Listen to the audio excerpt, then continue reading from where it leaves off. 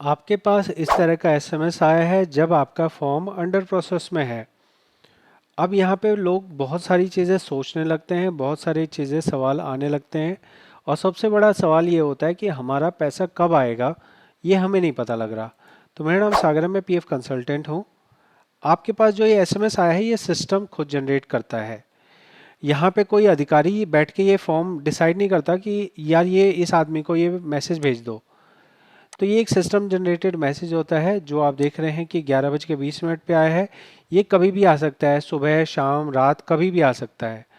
और इसका बस इतना सा मतलब होता है कि अभी आपके सिस्टम में आपने जो फॉर्म सबमिट किया हुआ है वो अभी एक तरह से पेंडिंग में पड़ा हुआ है।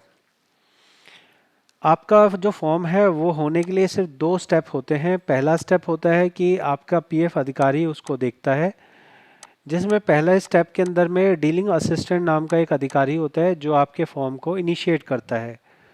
मतलब फॉर्म इनिशिएट किया जाता है, डीए ही इसको वेरीफाई करता है और वेरीफाई करके ऑलमोस्ट जब ये डिसाइड हो जाता है कि कितना पैसा मिलना है तो वो फिर अपने एक अधिकारी, बड़े अधिकारी को भेजता है। यहाँ पे कई बार ऐसा होता है कि एओ के पास ना जाके, अगर लिमिट के अंदर ही होता है तो डीए ही कर देता है, या एओ के पास ना जाके किसी और अधिकारी के पास वेरीफाई होने के लिए चला जाता है। जब सेकंड ऑफिसर से या फिर इधर इधर से ही वेरीफाई हो जाता है तो फिर कैश सेक्शन में जाता है। कैश सेक्शन में जाके आपका पैसा आपके बैंक में आ जाता है। तो ये जो एसएमएस आया है इसका बस यही मतलब है कि डीए ने किया है नहीं किया है कुछ पता नहीं।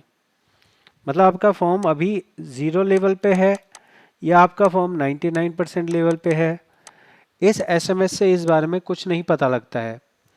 आपका फॉर्म पास ही हो जाएगा या फिर आपका फॉर्म रिजेक्ट भी हो सकता है, इस बारे में भी इस एसएमएस से कोई पता नहीं लगता है।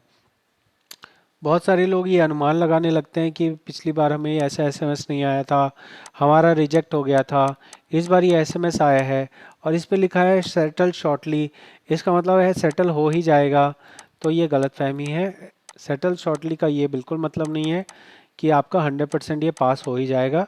होने के लिए ये अभी भी रिजेक्ट हो सकता है। तो आपको इस बारे में बस इतना ही जानकारी देना चाहूँगा कि पीएफ ऑफिस के पास में फॉर्म 31 के अंदर में दो तरीके हैं: ऑटो क्लेम, ऑटो ऑटो पास करना और मैनुअल पास करना। पीएफ ऑफिस ने मीटिंग्स के अंदर बताया है कि अभी वो 60% फॉर्म ऑटोमेटिक पास करते हैं। ये ज़रूरी नहीं है कि 60% हमेशा ही पास हो और आपका क्लेम 60% में ही आता हो। ये हम फॉर्म 31 की बात कर रहे हैं। तो अगर ऑटो में पास होगा, ऑटोमेटिक पास होने वाली बात है, तो 1 लाख से कम का फॉर्म होना चाहिए। ये मैं वीडियो बना रहा हूँ 10 जून 2025 में, तो ये आज के हिसाब से है। 1 लाख तक से कम का होगा तो ऑटोमेटिक पास हो जाएगा। अगर 1 लाख से ज़्यादा हो या फिर आपका वो 40% केसेस में आए तो आपका जो है पीएफ अधिकारी पास करेगा। और वो जो अधिकारी पास करेगा वो 10 दिन में करेगा, 15 दिन में करेगा, 5 दिन में करेगा या 25 दिन में करेगा। ये एक मैनुअल वर्क हो जाता है और इसमें आपको इंतज़ार करना पड़ता है। तो आपने क्या समझा? आपने फॉर्म 31 का समझ लिया। अब 1910C का समझते हैं। तो 1910C में ऑटो नाम की कोई चीज़ नहीं होती है। 1910C में 100% फॉर्म मैनुअल प्रोसेसिंग में पास होते हैं। तो हम ऑटो क्लेम में तो माना जा सकता है कि फॉर्म 31 4 दिन में हो भी सकता है, 4 डेज़ में, 5 डेज़ में। लेकिन यहाँ पे क्या है, यहाँ 10 दिन 15 दिन एक आम बात है। और अभी जब मैं ये वीडियो बना रहा हूँ 10 जून में, तो यहाँ पे 30 दिन 35 दिन 40 दिन आम बात है।